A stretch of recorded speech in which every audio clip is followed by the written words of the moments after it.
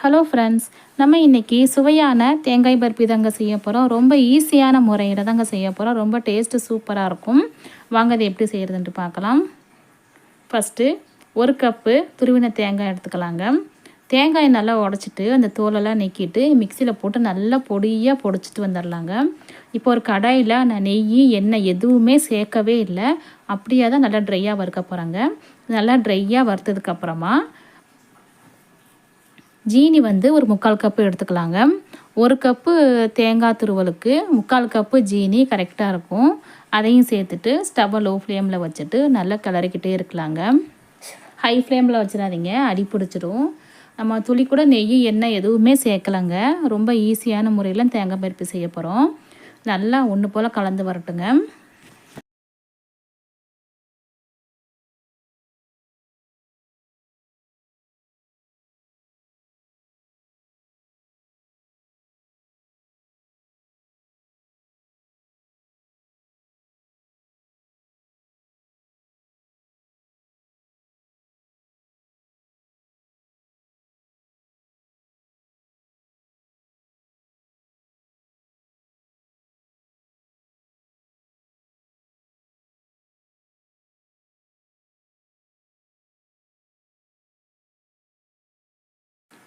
பாருங்கள், இந்தளவுக்கு நல்லா கெட்டியாக வரணுங்க. நல்லா உதிரியாக வந்ததுக்கப்புறமா இப்போது நம்ம வந்து ஒரு பிளேட்டில் வந்து நான் ஏற்கனவே எண்ணெய் தடவி வச்சுருக்குறேங்க. சும்மா லைட்டாக தடவுனா போதும். இப்போ அதில் போட்டுட்டு ஒரு ஸ்பூன் வச்சு நல்லா ஃப்ளாட்டாக அந்த மாதிரி பண்ணிக்கலாங்க. ஒரு மணி நேரம் கழிச்சு நம்ம பீஸ் போட்டுக்கலாம். லேசான சூடு இருக்கையிலே கீரல் போட்டுக்கலாம். ஆறுனதுக்கப்புறமா அதுக்கப்புறம் நம்ம கீரல் போட்டுக்கலாங்க. கரெக்டாக இருக்கும்.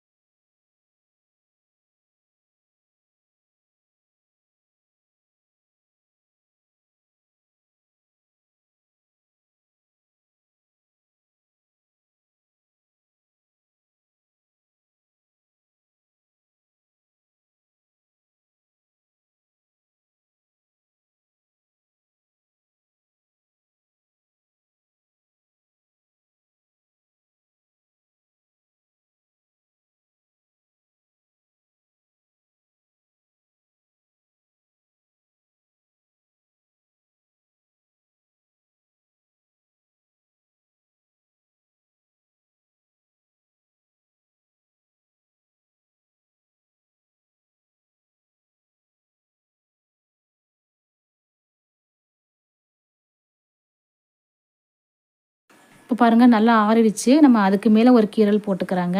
நல்லா சூப்பராக எடுக்க வருது பாருங்கள். நல்லா சாஃப்டாகவும் இருக்குங்க. கண்டிப்பாக நீங்கள் இந்த தேங்காய் பருப்பியை செஞ்சு பாருங்கள். நீங்கள் விருப்பப்பட்ட ஏலக்காய் பொடி கூட சேர்த்துக்கலாம், நல்லா இருக்குங்க. நான் சேர்க்கலை. பாருங்கள், அழகாக எடுக்க வருது. ரொம்பவே சாஃப்டாக இருந்துச்சுங்க. 1 கப்பு தேங்காயில் எத்தனை பீஸ் வந்திருக்கு பாருங்கள். கண்டிப்பாக ட்ரை பண்ணி பாருங்கள் ஃப்ரெண்ட்ஸ். Okay friends, thank you.